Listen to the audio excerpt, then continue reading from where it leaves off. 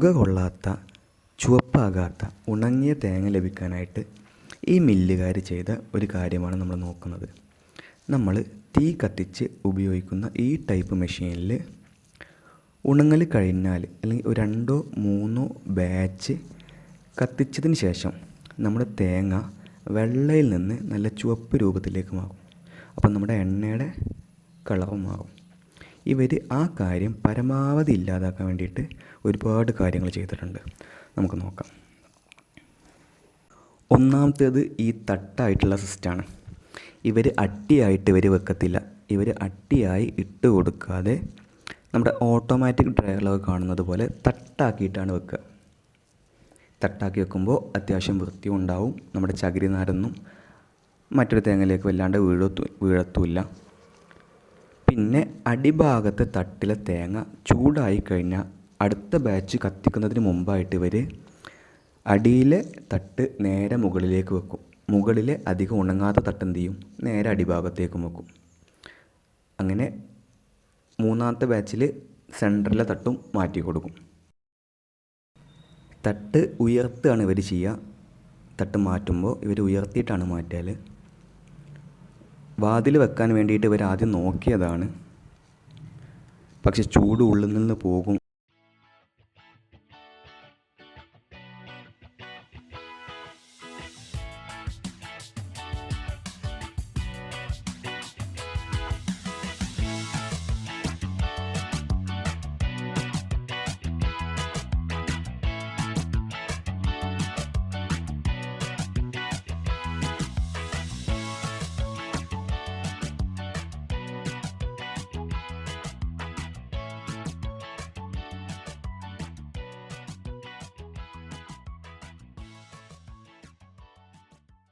ഉണ്ടാക്കുന്ന complete video എടുത്തു വെച്ചതാണ്, പക്ഷേ എങ്ങനെ മിസ്സായിട്ടുണ്ട്. ഇനി ഇവർ ഈ വാതിൽ വെക്കാൻ ആദ്യം നോക്കി. ഇങ്ങനെ ആദ്യം ഈ ഭാഗത്ത് കട്ട് ചെയ്യാനാണ് ഇവർ ഉദ്ദേശിച്ചിരുന്നത്. പക്ഷേ ഈ ഭാഗത്ത് കട്ട് ചെയ്ത് വരുമ്പോൾ നമ്മൾ കത്തിക്കുമ്പോൾ പുക നേരെ ഉള്ളിലേക്ക് കടക്കാൻ ചാൻസ് വളരെ കൂടുതലാണ്.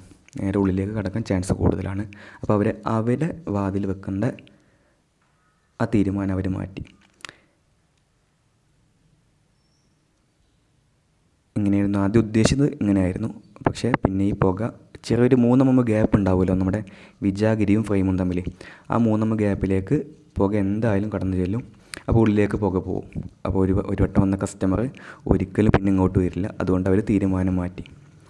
പിന്നെ ഈ സൈഡിലേക്ക് വാതിൽ വെക്കാൻ വേണ്ടി നോക്കി. ഇവിടെ പുകക്കോലുള്ളത് കാരണാൽ ഇവർ ആ തീരുമാനം മാറ്റി. പുകക്കോൽ എക്സ്റ്റെൻഡ് ചെയ്യാമെന്നൊക്കെ പറഞ്ഞതാണ്, പക്ഷേ അത് നമ്മുടെ കത്തിക്കലിനെ ബാധിക്കും എന്നുള്ള ചെറിയൊരു അഭിപ്രായം വന്നപ്പോൾ അത് മാറ്റി. പിന്നെ നീളം കൂടിയ ഭാഗത്ത് എന്തുകൊണ്ടാണ് ഡോറ് വെക്കാതിരുന്നത് നിങ്ങൾക്ക് സംശയം തോന്നും. ആ ടൈപ്പിൽ ഡോറ് വെച്ച് കഴിഞ്ഞാൽ അവിടെയും ഗ്യാപ്പ് കൂടുതലായിരിക്കും. 3 mm ഗ്യാപ്പ് മിനിമം വരും ഒരു ഡോറ് വെക്കുമ്പോൾ, ഒരു ഡോറും ഫ്രെയിമും വെക്കുമ്പോൾ. പിന്നെ നമുക്കിവിടെ പുട്ടി ഉപയോഗിക്കാൻ പാടില്ല. പുട്ടി ഉപയോഗിച്ച് കഴിഞ്ഞാൽ ഈ ചൂട് വന്നു കഴിഞ്ഞാൽ പുട്ടി അടർന്നു പോകും. അപ്പോൾ ഉള്ളിലെ ചൂട് നിലനിർത്താൻ വേണ്ടിയിട്ടാണ് ഇവർ പൊക്കാൻ വേണ്ടി തീരുമാനിച്ചത്. കണ്ടില്ലേ, സുഖമായിട്ട് തട്ടുകൾ നീക്കാം. ഇവർ 3 വരിയാണ് കൊടുത്തിട്ടുള്ളത്. അടിയിൽ അഡീഷണലായിട്ട് ഒന്നുകൂടിയുണ്ട്. സുഖമായിട്ട് തട്ടുകൾ നീക്കാം. എത്ര വരി തട്ട് വേണമെങ്കിലും നിങ്ങൾക്ക് കൊടുക്കാം. മുകളിൽ നമ്മൾ അടക്കാൻ വേണ്ടി ചാക്കൊക്കെ ഉപയോഗിക്കുമല്ലോ, അതുകൊണ്ട് എത്ര വരി വേണമെങ്കിലും കൊടുക്കാം. കനം ഇല്ലാത്ത 1/4 ഇഞ്ച് ഇരുമ്പ് എൽബാണ് ഇവർ അധികം ഉപയോഗിച്ചിട്ടുള്ളത്.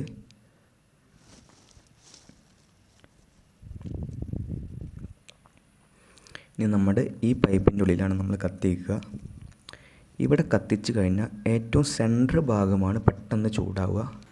നമ്മുടെ ബൈക്കിൻ്റെ എൻജിൻ്റെ മുകളിലൊക്കെ ഉണ്ടാകുന്ന ഫിൻസ് അല്ലെങ്കിൽ എക്സ്റ്റെൻഡഡ് സർഫസ് വഴിയാണ് ചൂട് മുകളിലേക്ക് പോവുക. ഈ ടൈപ്പ് മെഷീനിൽ അടിഭാഗത്ത് വാതിൽ കൂടി നൽകിയിട്ടുണ്ട്. ഈ വാതിൽ അടച്ചു കഴിഞ്ഞാൽ അധികമായിട്ട് ഒരു അരമണിക്കൂർ കൂടി ചൂട് ഉള്ളിൽ നിലനിൽക്കും.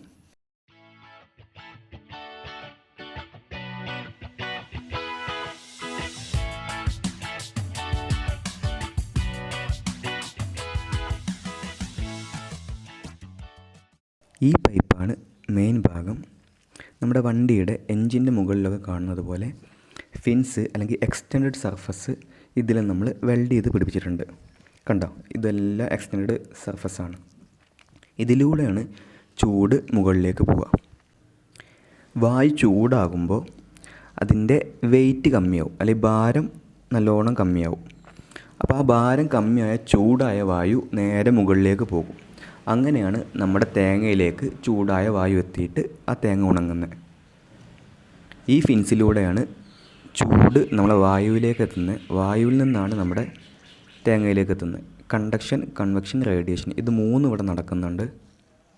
പക്ഷേ ഏറ്റവും കൂടുതൽ സെൻട്രൽ ഭാഗത്താണ്. അതുകൊണ്ടാണ് നടുവിൽ വെക്കുന്ന നമ്മുടെ തേങ്ങ ചുവപ്പ് കളറിലേക്ക് മാറുന്നത്.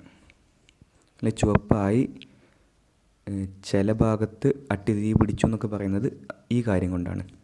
ഈ അടിഭാഗത്തെ ഈ നെറ്റിലാണ് ഇവർ അടുത്ത കാര്യം ചെയ്തിട്ടുള്ളത്.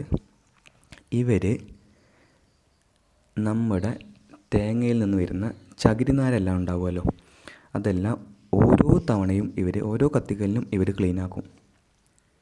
അങ്ങനെ ക്ലീനാക്കിയാൽ രണ്ട് കാര്യങ്ങളാണ്. ഒന്ന്, വായു തടസ്സമൊന്നും കൂടാതെ പെട്ടെന്ന് മുകളിലേക്ക് പോവും. രണ്ടാമത്, ഈ ചകിരിനാരെല്ലാം നേരെ ഈ പൈപ്പിൻ്റെ മുകളിലേക്ക് വീഴും. പൈപ്പിൻ്റെ മുകളിലേക്കും ഈ ഫിൻസിൻ്റെ ഇടയിലേക്കും സൈഡിലും എല്ലാം ഈ ചകിരിനാര്, പൊടി ഇതെല്ലാം വന്ന് നിൽക്കും. അങ്ങനെ നിൽക്കുമ്പോൾ നമ്മുടെ പൈപ്പ് ചൂടായി കഴിഞ്ഞാൽ ഈ ചകിരിയും കിടന്ന് ചൂടാവും, ചകിരി പുകയും. ആ പുക നേരെ നമ്മുടെ തേങ്ങയുടെ മുകളിലേക്ക് കൊള്ളും. അങ്ങനെയും തേങ്ങ ചുവപ്പ് കളറാവും. അപ്പോൾ ഓരോ ബാച്ച് കഴിഞ്ഞാലും ഈ ചകിരിനാര്, അതിൻ്റെ പൊടി, ചിരട്ട എല്ലാം ഇവർ ക്ലീനാക്കും.